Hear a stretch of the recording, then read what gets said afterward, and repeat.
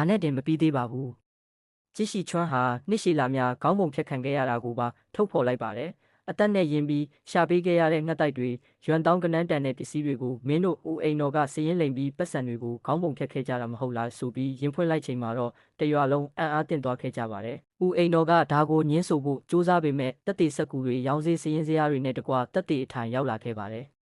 နှစ်ပေါင်းများစွာအတွင်းသူကောင်းပုံဖြတ်ခံခဲ့ရတာရွံ6သိန်းမှကတော့ပါဘူးဒီနေ့မင်းတို့လွတ်လာတာတော့ငါကယ်ခဲ့လို့ပဲ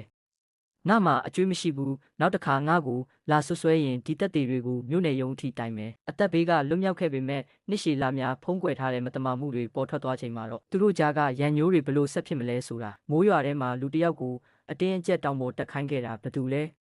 မီးစင်ကြီးကမဲ့ကျိုးတစ်ချောင်းနဲ့ညစ်တဲ့တကောင်မှာခိုးယူခိုင်းခဲ့တာတွေရောဒါတွေအားလုံးကမတရားမှုတွေရဲ့အစပဲဖြစ်ခဲ့ပါတယ်ငါတို့ဦးကျောင်းအိမ်တော်ကနင်တို့ကိုနှစ်ပေါင်းများစွာလှုပ်ကြွေးမွေးလာခဲ့တာဒီလိုကျေးဇူးကမ်းရသလားအိမ်တော်ရဲ့ဖိနှိပ်မှုကိုတီးမခံနိုင်တော့တဲ့အခါစရင်အင်းလှုပ်ဝက်ချက်တွေကိုဖော်ထုတ်လိုက်တဲ့အတွက်ငွေကြေးနဲ့အာဏာကိုမတရားရယူထားတဲ့ဦးကျောင်းအိမ်တော်ရဲ့မတရားမှုတွေဟာတစစီပြိုလဲဖို့ဖြစ်လာခဲ့ရပါပြီ